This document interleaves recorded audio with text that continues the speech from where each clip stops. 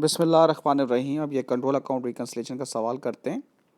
तो total of the balance in the purchase ledger amount to 6 है। ये individual laser का जो है हमें पोस्ट किया हुआ है और जो कंट्रोल अकाउंट का है वो उसके पिछले पार्ट से आएगा। अच्छा, सबसे पहले हम करते हैं।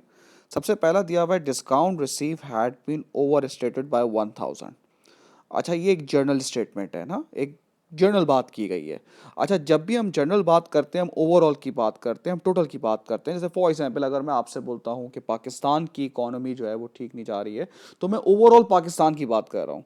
तो यहाँ भी हम टोटल की बात कर रहे हैं। तो टोटल की जो सारी चीज़ें वो सही होती हैं कंट्रोल अकाउंट में।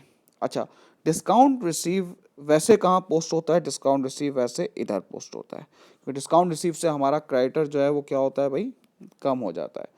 अब हमने डिस्काउंट रिसीव को ज़्यादा रिकॉर्ड कर लिया, इसका मतलब है क्रेडिटर को हमने ज़्यादा से कम कर दिया होगा। तो अब सही करने में क्या करेंगे, आप अपने क्रेडिटर को बढ़ा देंगे। तो नॉर्मली फिर आप डिस्काउंट रिसीव यहाँ पर रिकॉर्ड करेंगे 1000 से। अगर वो कहता है डिस्काउंट रिसीव रिकॉर्ड नहीं हुआ तो आप यहाँ रिकॉर्ड करते हैं। उसने कहा ज़्यादा रिकॉर्ड कर दिया, तो हमें सही करने के लिए हमने डिस्काउंट रिसीव को यहाँ रिकॉर्ड कर दिया। अच्छा, उसके बाद क्या है, दूसरा वो कह रहा है credit purchase invoice had been completely omitted. Completely omitted मतलब है दोनों में रिकॉर्ड नहीं हुई है। तो ये जो है वो दोनों में जाएगी। तो जब दोनों में जाए आपको रिकॉर्ड करनी होगी भाई, तो आपने ये परचेजेस को अब आप दोनों में रिकॉर्ड कर देंगे।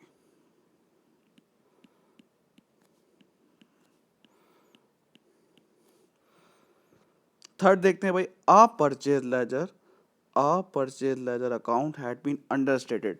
यानी कि ये एक इंडिविजुअल की बात कर रहा है कि इंडिविजुअल लेजर का अकाउंट हमने कम रिकॉर्ड किया है। इंडिविजुअल की सारी चीज़ें आप लिस्ट ऑफ बैलेंस में रिकॉर्ड करते हैं। तो भाई आपने कम रिकॉर्ड किया तो आप उसको बढ़ा दें भाई 100 से। उसके बाद फोर्थ देख लें भाई, a credit balance of 850 in the purchase ledger had been set off as a contra entry in the sale ledger, but no entry had been made in the control account. No entry had been, इसका मतलब है आपने control account में record नहीं की, तो इसका मतलब है आपको कंट्रोल अकाउंट में रिकॉर्ड करना होगी। तो यहां पर हम कॉन्ट्रा यानी कि क्रेडिटर से डेटर्स हम इस तरह से रिकॉर्ड करते हैं भाई 850 कॉन्ट्रा एंट्री आपने रिकॉर्ड कर लिया, ठीक है।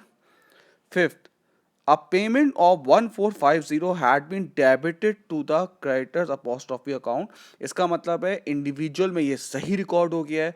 जब वो इस तरह का इशारा कर दे कि एक जगह सही रिकॉर्ड हुआ हुआ है, इसका मतलब है गलती दूसरे में। अगर इंडिविजुअल में सही रिकॉर्ड हुआ हुआ है, इसका मतलब है गलती कंट्रोल अकाउंट में। जो ये कह भी रहा है was omitted from the bank account. अब जब हम पेमेंट करते हैं तो हमारा क्रेडिटर जो है वो क्या होता है भाई, कम होता है। तो ये जाएगी आपकी कंट्रोल अकाउंट पे।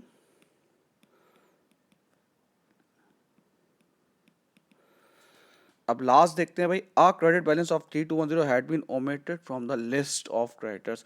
इंडिविजुअल लिस्ट में आपने रिकॉर्ड नहीं किया, वो आपको खुद ही बता रहा है, तो ये आप इंडिविजुअल में रिकॉर्ड करेंगे 3210।